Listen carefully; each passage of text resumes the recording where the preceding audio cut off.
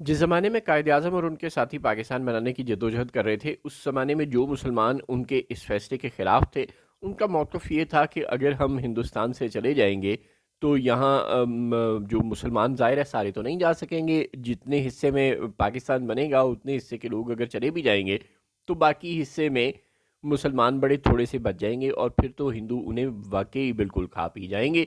चुनांचे उन बाकी मांदा मुसलमानों को बचाने का एक ही तरीका है कि हम सारे के सारे मुसलमान यहाँ इकट्ठे रहें, जिसके नतीजे में हमारा और हिंदुओं की पॉपुलेशन का फ़र्क थोड़ा सा रह जाएगा। और अगर हम में से आधे कहीं चले गए तो बाकी यहाँ बिल्कुल थोड़े से बच गए, तो फिर तो वो हिंदुओं का गलबा बिल्कुल उन पर यकीनी हो जाएगा। आज अगर आप देखें कि पाकिस्तान की आबादी तकरीबन 25 करोड़ है और तकरीबन तकरीबन बांग्लादेश की हमसे कोई 2-4 करोड़ कम है, चले फ़र्ज़ कर लें आपके 22 करोड़ के करीब उनकी आबादी है। और पाकिस्तान और बांग्लादेश की मजमूई आबादी अगर कोई 47-48 करोड़ है, तो कोई तकरीबन 26 करोड़ हिंदू, 26-27 करोड़ मुसलमान इस वक्त हिंदुस्तान में भी मुकीम है।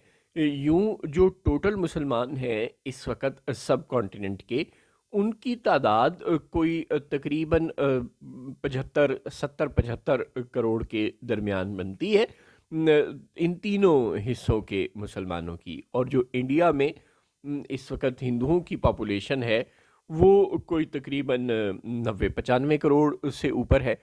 तो यूं मुसलमान और अगर ये सब लोग एक जगह रह रहे होते, तो ये बात तो ठीक है कि आबादी में जो फ़र्क है वो बड़ा कम रह जाता मुसलमानों और हिंदुओं में, तो हिंदुओं का मुसलमानों पर इस तरह से मज़ालिम करना आसान ना होता। लेकिन फसादात क्या बहुत ज़्यादा बढ़ ना जाते जब एक कौम ने सुबह दोपहर शाम गाय पे गाय हलाल करके खानी है और दूसरी कौम ये कहती है कि ये तो हमारी माँ है।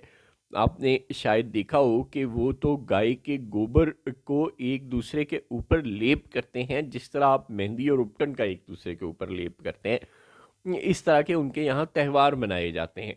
ये जो कुछ भी उनके माशरे में होता है मजहबी तौर पर, वो उसमें और मुसलमानों के मजहबी ख्यालात में इस कदर फ़र्क है कि इनका साथ रहना सिवाय दंगे फसाद में बेतहाशा इजाफे के सुबह दोपहर शाम अंदर एक सिविल वार चलती रहनी थी, जिसको कंट्रोल करना फ़ौजों के बस की बात भी नहीं होनी थी, क्योंकि आबादी बहुत ज़्यादा होनी थी और एक हर जगह हंगामे हो रहे होने थे। यानी आज तक भी तो हिंदू मुस्लिम फसादात होते हैं ना हिंदुस्तान के अंदर, तो उस वक़्त उनकी तादाद फिर बहुत ज़्यादा होनी थी और चूँकि मुसलमान भी तादाद में ज़्यादा होने थी, तो उन्होंने दब के भी नहीं रहना था इस तरह, उन्होंने भी जवाबन भरपूर लड़ना था।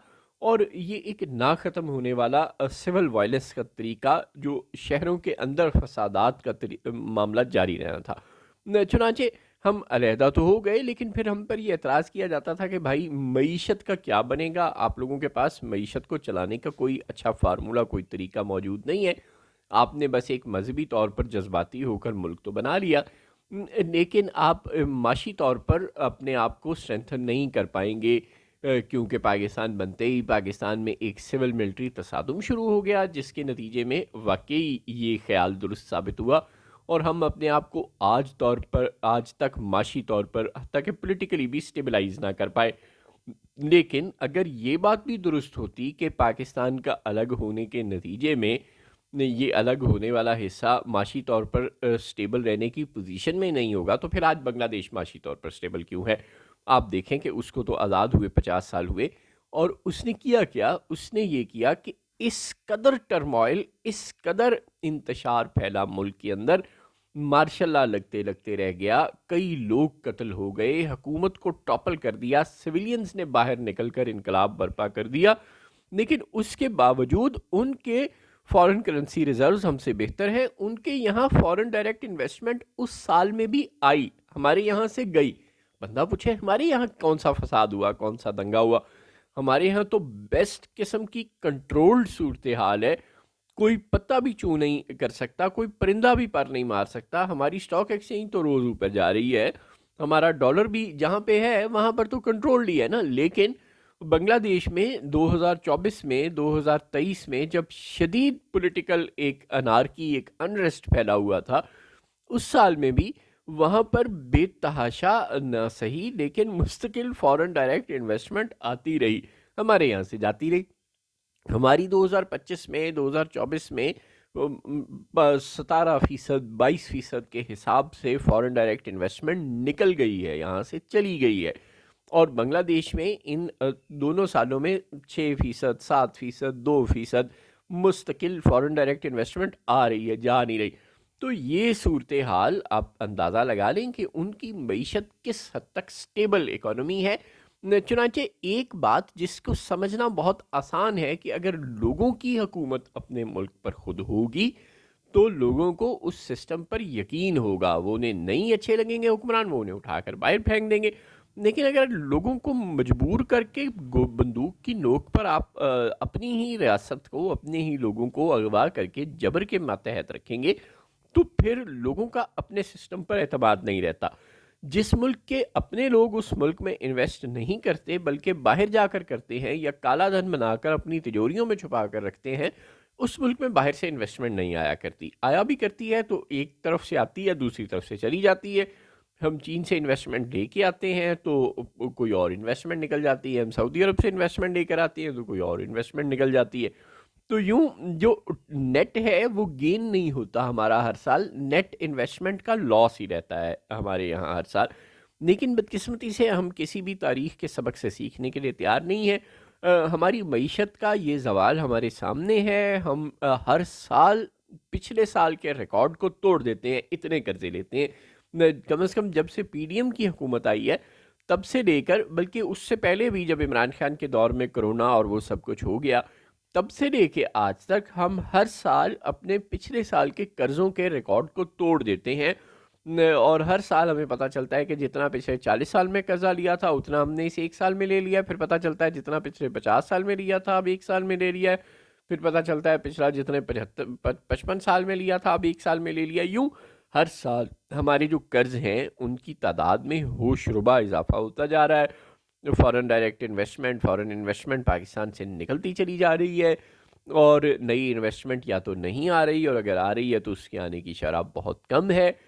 ہم امریکہ تک سے دوستی کر رہے میں کامیاب ہیں. امریکہ تک ہمارے ملک سے ریئر ارتھ میٹلز جیسا خزانہ نکالنا چاہ رہا ہے. چین ہمارے ملک سے معدنیات نکالنا چاہ رہا ہے، ہمارے ملک میں انویسٹ کرنا چاہ رہا ہے. آذربائیجان، سعودی عرب ہمارے ملک میں انویسٹ کرنے کے لیے تیار ہیں.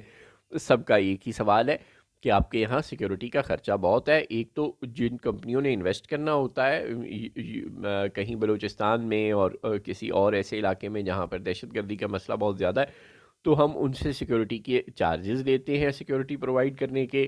اور پھر بھی ظاہر ہے وہ سیکیورٹی یقینی نہیں ہوتی. کئی چینی پاکستان میں قتل ہو چکے، اور اب جب کہ افغانستان سے ہمارا پھڈا بڑھ رہا ہے تو اب اس بات کے امکانات بڑھتے چلے جا رہے ہیں کہ اب افغانستان کے لوگ، یہاں ٹی ٹی پی کے لوگ مزید چینی انجینئرز کو اور غیر ملکی کمیونٹیز کو ٹارگٹ کرنے کی کوشش کریں گے. مزید یہ کوشش کریں گے کہ بلوچستان میں، خیبر پختونخوا کے قبائلی علاقوں میں فورن انویسٹمنٹ نہ آئے، جس کے نتیجے میں پاکستان میں مزید انارکی پھیلے گی. لیکن ہم نے ایک فیصلہ کیا ہوا ہے کہ ہم نے تمام فیصلے طاقت سے کرنے ہیں، کوئی فیصلہ عقل سے نہیں کرنا، لوگوں کو شامل نہیں کرنا. بنگلہ دیش کے لوگوں کا، یعنی کہ جب وہ مشرقی پاکستان ہوا کرتے تھے، ہمارے ساتھ یہی اختلاف تھا کہ آپ ہم پر اسلام آباد سے بیٹھ کر فیصلے یا کراچی سے بیٹھ کر فیصلے مسلط کیسے کر سکتے ہیں. ہمارے فیصلے ہم کریں گے. ہم نے کہا نہیں، چونکہ ہمارے پاس بندوق ہے تو ہم فیصلے کریں گے آپ کے، جس کے نتیجے میں وہ ہم سے الگ ہو گئے. اور اب چونکہ بلوچستان کے لوگوں کی تعداد بہت تھوڑی ہے اور وہ جغرافیائی طور پر ہم سے ڈس بینڈڈ نہیں ہے، اس لیے وہ ہم سے شاید اس طرح سے الگ ہونے میں تو اللہ کرے گا کہ کبھی کامیاب نہیں ہوں گے، کیونکہ وہ تھوڑے سے لوگ ہیں. سب تو بہرحال پاکستان سے الگ ہونا بھی نہیں چاہتے، لیکن وہ ہمارے ساتھ خوش بھی نہیں ہے. نتیجہ یہ کہ ایک انارکی، ایک انریسٹ، ایک تصادم ریاست کا اپنے شہریوں کے ساتھ جاری ہے. اس تصادم سے صبح دوپہر شام انڈیا افغانوں پہ انویسٹ کر رہا ہے. اب انڈیا نے تو آپریشن سندور میں ہار کا یہ ایک مستقل وتیرہ اپنا لیا ہے کہ وہ بار بار افغانوں کو پیسے دیتا ہے اور انہیں کہتا ہے چلو پاکستان پہ حملے کرو. یوں پاکستان میں ایک مستقل انریسٹ کے نتیجے میں نہ صرف یہ کہ یہاں پولیٹیکل سٹیبلٹی نہیں آئے گی، نہ صرف یہ کہ لوگوں کی زندگیاں محفوظ نہیں ہوں گی، نہ صرف یہ کہ یہاں انویسٹمنٹ نہیں آئے گی، بلکہ ہمارے جو لوگ ہیں، اپنے لوگ، ان کا ریاست کے خلاف نفرت اور غصہ بڑھتا چلا جائے گا، مگر ہمیں کسی بات کی پرواہ نہیں۔